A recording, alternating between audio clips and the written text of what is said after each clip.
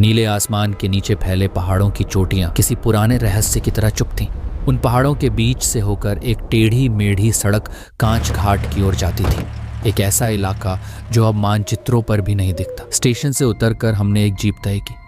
मैं, आरव और मेरा बचपन का दोस्त रणवीर। रणवीर उम्र में मुझसे 4 साल बड़ा था।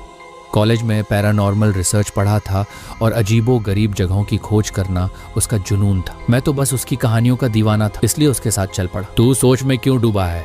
रणवीर ने पूछा। मैं बोला, कांच घाट आने का असली कारण क्या है? वो मुस्कुराया। मेरे एक दोस्त सुमित यहाँ आया था। उसने बताया कि कांच घाट हेरिटेज इन में कुछ ऐसा हुआ जिसने उसकी जिंदगी बदल दी। अब वो बोलता तक नहीं, बस दीवारों को देखता रहता है। जीप हमें पहाड़ के मोड़ पर छोड़कर गायब हो गई। आगे बस धुंध, सन्नाटा और सूखे पेड़ों की परछाइयां थीं। आसपास के घरों पर जंग लगे ताले झूल रहे थे। हमने पैदल चलना शुरू किया। आखिरकार हम कांच घाट हेरिटेज इन के सामने पहुंचे।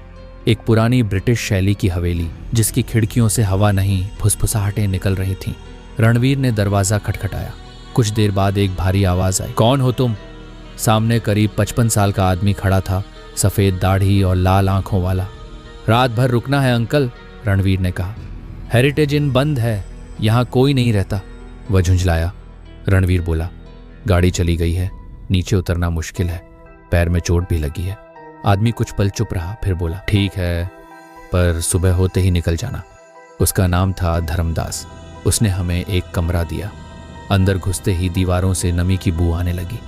कोने में एक पुरानी कांच की अलमारी थी, जिसमें धुंधले शीशे से धुंधले चेहरे झलक रहे थे। मैंने सोचा, यह मेरी आंखों का धोखा होगा। थोड़ी देर बाद एक औरत आई, गोरी, दुबली और अजीब सी मुस्कान वाली। मैं तनुजा हूं, उसने कहा।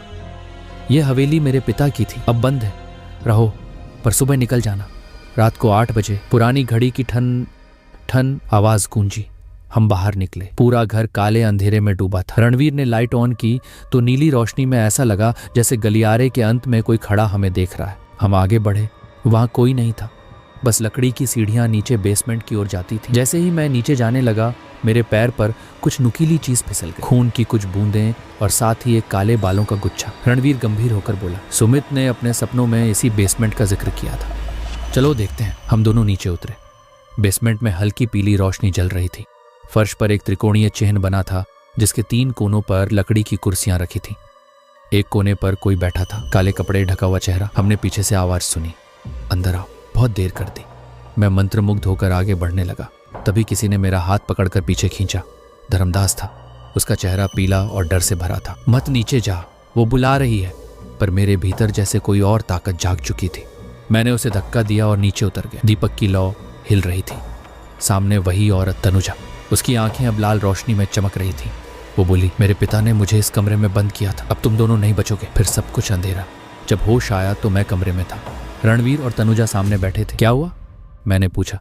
तनुजा बोली, तुमने जो देखा वो मेरी माँ थी, कांच वाली। उसकी आवाज धीमी थी। कांच घाट में पहले औरतें जंगल से शीशे बनाती थी। कहा जाता है एक औरत ने अपने शीशे में आत्माओं को कैद करना सीख लिया। वही कांच वाली चुड़ैल बन। जब वो मरी, उसकी आत्मा शीशे में रह गई। जो भी उस शीशे में देखता वो उसी में कैद हो जाता। मुझे याद आया, कमरे में वो पुरानी कांच की अलमारी, रणवीर ने उसी में देखा था।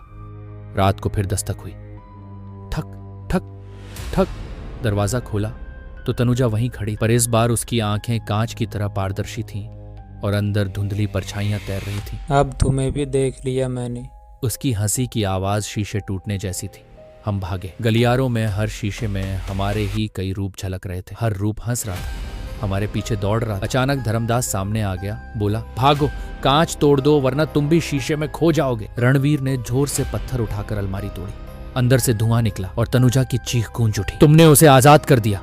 अगले ही पल सब कुछ शांत हो गया। सुबह की पहली किरण जब कमरे में पड़ी तो हवेली खाली थी। ना धर्मदास न तनुजा, सिर्फ टूटी हुई कांच की अलमारी, जिसमें अब भी हमारे चेहरे की परछाइयां झिलमिला रही।